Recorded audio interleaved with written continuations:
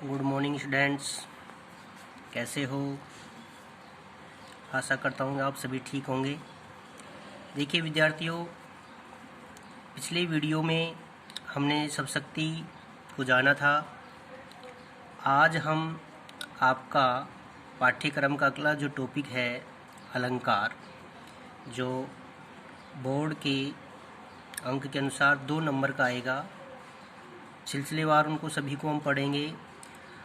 वैसे तो विद्यार्थियों, अलंकार बहुत प्रकार के होते हैं, लगभग 100 प्रकार के अलंकार होते हैं, लेकिन आपके सिलेबस में यहाँ 8 प्रकार के अलंकार दिए गए हैं, जिसमें अनुप्रास है, यमक है, सलेश है, उपमा है, रूपक है, उदाहरण है, विरोधाभास है, परीक्षा है।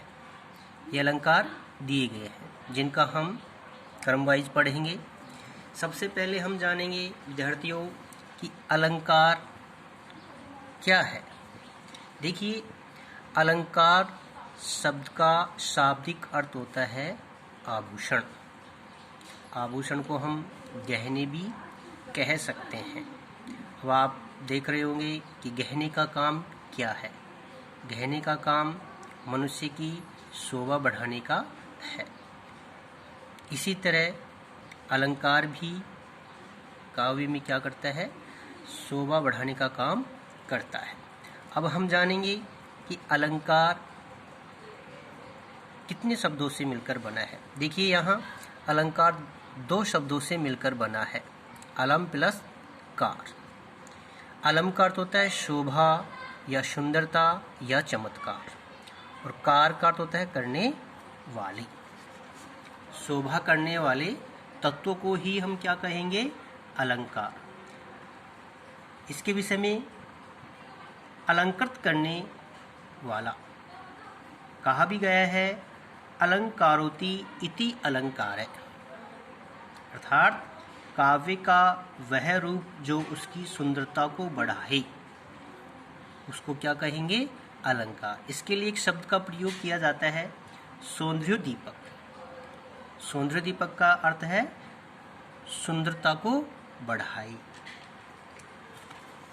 अलंकार के विषय में आचार्य दंडी ने भी एक परिभाषा दी है, काव्य शोभाकरान धर्मान अलंकारन प्रचते, अर्थात काव्य के शोभाकारक धर्म अलंकार कहलाते हैं।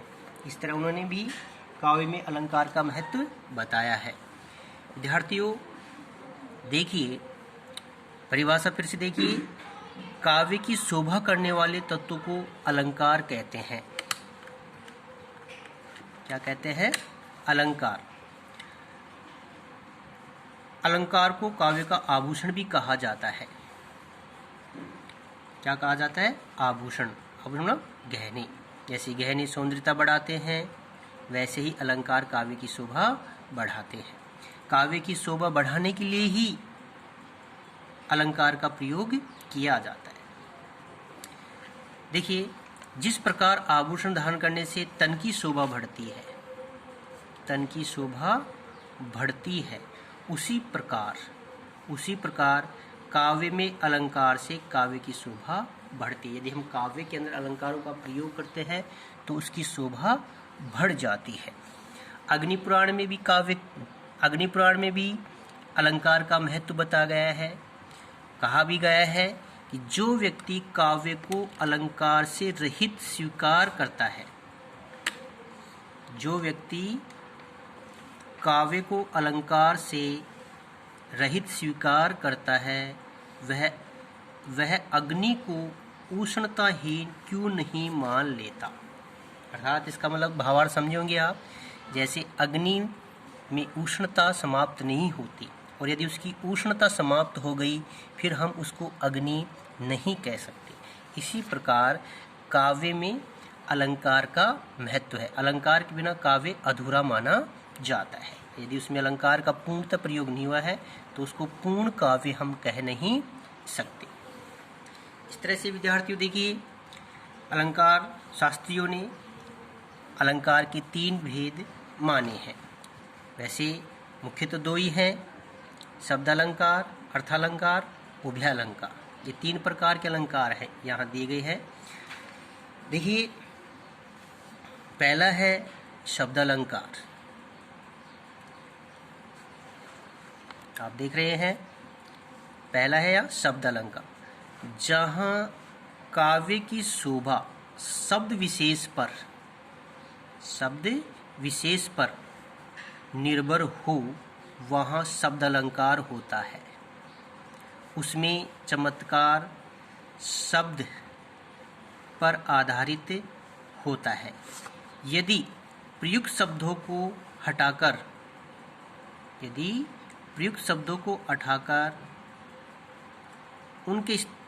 उनका कोई पर्यायवाची रख दिया जाए तो वहाँ चमत्कार समाप्त हो जाता है।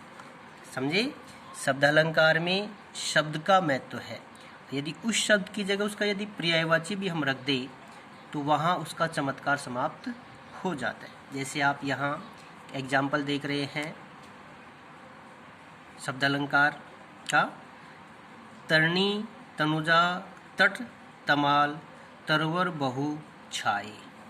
देखिए विद्यार्थियों, तरणी तनुजा तट तमाल तरवर बहु छाए, ये एग्जाम्पल है। यहाँ आप देख रहे हो कुछ विशेष आपको नज़र भी आ रहा होगा कि एक वर्ण की बार बार आवृत्ति हो रही है। दूसरा, तरणी तनुजा तट तमाल तरवर बहु छाए, ये शब्द रखे हैं। यदि तरणी की जगह, तनुजा की जगह और तट की जगह यदि दूसरे शब्द हम यहाँ रख दें तो यहाँ इसका चमत्कार समाप्त हो जाएगा। तो यहाँ शब्द का ही चमत्कार है, इसलिए जहाँ शब्द का चमत्कार उत्पन्न होता है वहाँ उसे शब्दालंकार कहेंगे। शब्दालंकार के अंतर्गत हम पढ़ेंगे अनुप्रास, लाटानुप्रास, पुनरुक्ति प्रकाश, यमक और श्लेष अलंकार। ये इसके भेद है। देखिए विद्यार्थियों, पहला है अनुप्रास अलंकार। देखो, अनुप्रास अनु, धन, प्रय प्लस आस, इन 3 शब्दों से, वर्णों से मिलकर बना है। अनु का अर्थ है वर्णनीय रस के अनुरूप।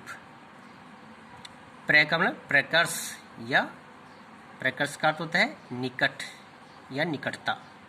आस मतलब बार बार रखा जाना, अर्थात वर्णनीय रस के अनुसार वर्णों का निकटता से बार बार प्रयोग होना ही अनुप्रास अलंकार कहलाता है। समझे विद्यार्थियों? जहाँ काव्यिक पंक्ति में वर्णों की आवृत्ति एक से अधिक बार हो, वहाँ अनुप्रास अलंकार होता है। मेरी बात को आप समझ पाए होंगे।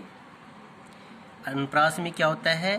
कोई भी वर्ण हो, कोई भी व्यंजन जिसकी आवृत्ति बार बार हो, एक ही वर्ण की आवृत्ति जहाँ बार बार होती है, 2 या 2 से अधिक बार होती है, वहाँ अनुप्रास अलंकार होता है।